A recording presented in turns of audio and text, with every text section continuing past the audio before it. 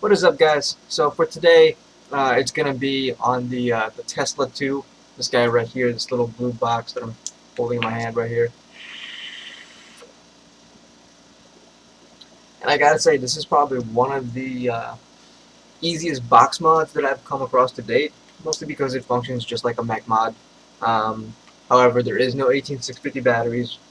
You can't take you got screws down there, no batteries in there. Well, not that you can replace anyways.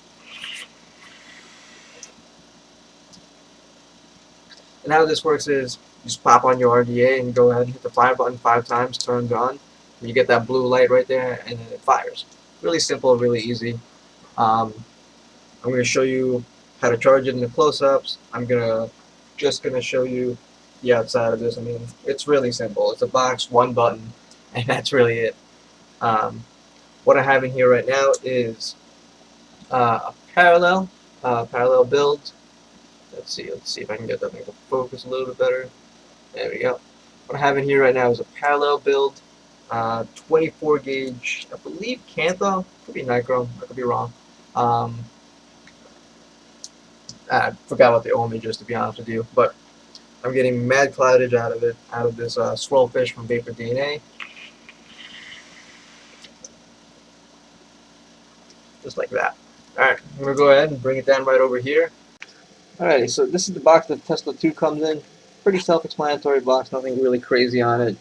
Got the logo right there, Tesla, along with this little symbol right here. Um, this little blue guy right here determines what color you got. I got the blue one, the cyan blue, I guess. Then over here it says max power 100 watts, zero point 0.1 ohms, 4,000 milliamps. So this thing can only fire down 0.1 ohms. And down here you got like a little scratchy thing. You just scratch that off a little bit, and then you scan this thing to see if it's what the hell is it called? See if it's authentic. On the back it says Tesla6.com, made in China. Opens the box up just like so, like that. I don't have the mod in here because obviously I'm using it.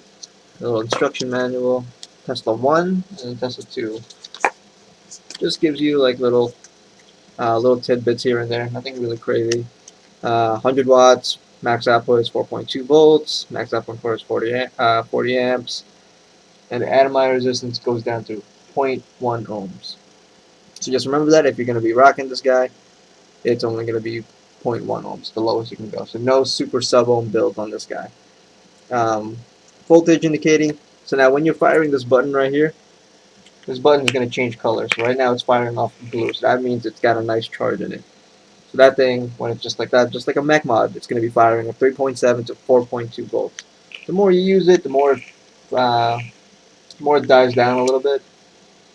So once it turns red, you know you're starting to vape, lower energy kind of. That's the time to charge it. Over here, just regular instructions: 1, 2, 3, 4, 5. Turn the device on, off, blah blah blah blah. Um, that's really it for this guy. Yeah, nothing really crazy on the box or anything. Nice foam box though. I could probably keep 18650 batteries in here, just like that, and use that to carry it around. It's pretty nice. That's what I would use it for, like that.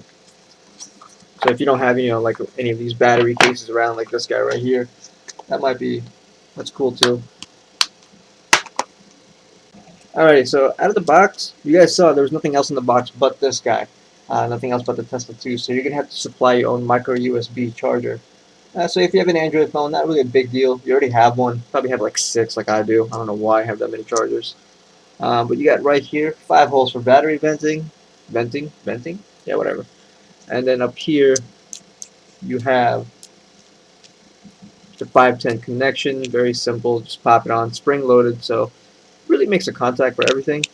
To me, this isn't really a big deal, but I'm going to show you right here. Screw on atomizer as much as you can. It's not going to get past this.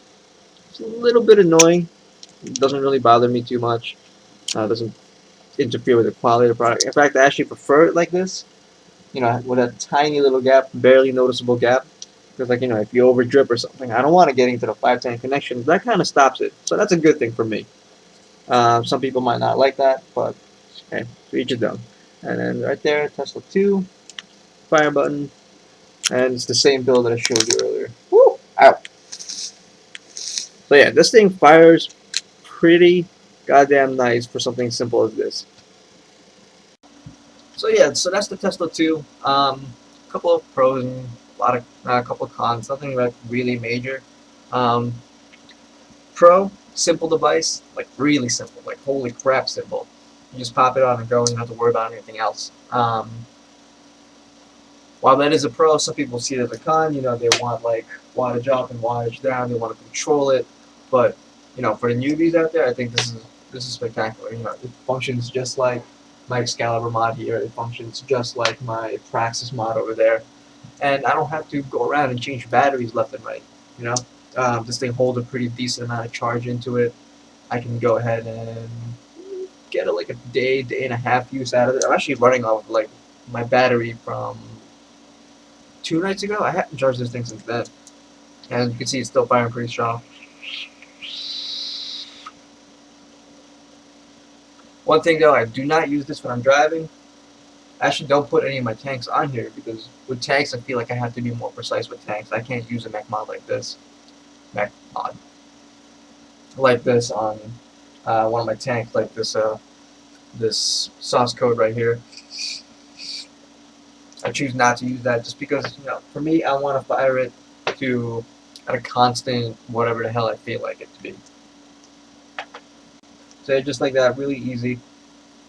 Um, Con, I would say, again, some people might not like this. This is subjective, but I like the micro USB charging port. That's nice. I don't have to scramble out and about looking for batteries or whatever it is. I just pop it on and go. Battery is huge, so it doesn't bother me too much, anyways.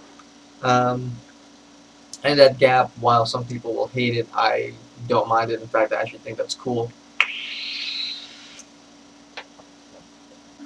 And another thing, I mean, like if you don't have a micro USB charger, you're gonna go out and have to grab one. So you're gonna have to spend another like $15, $20 to get a decent one, which is kind of annoying. You know, it's not too bad. You can go down to Best Buy and get a really good charger for this guy, and it's $20, and you know that's like an extra thing that I don't want to have to go out and get. So I feel like that they should have included a micro USB cable or a micro USB charger, the full thing along with it.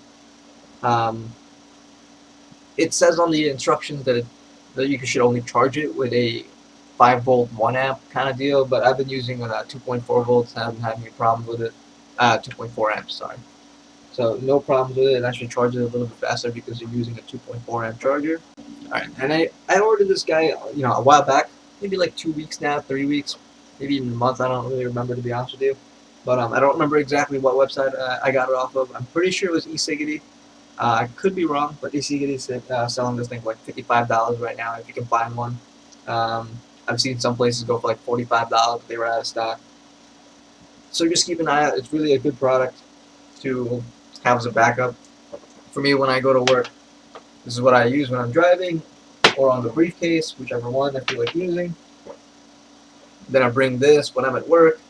And then if I feel like, hey, if I don't feel like fussing with this guy, you know, changing batteries in and out and that kind of stuff, I go ahead and take this guy up. It's just a hell of a lot easier. I still get, you know, pretty crazy clouds out of this guy considering it's so tiny.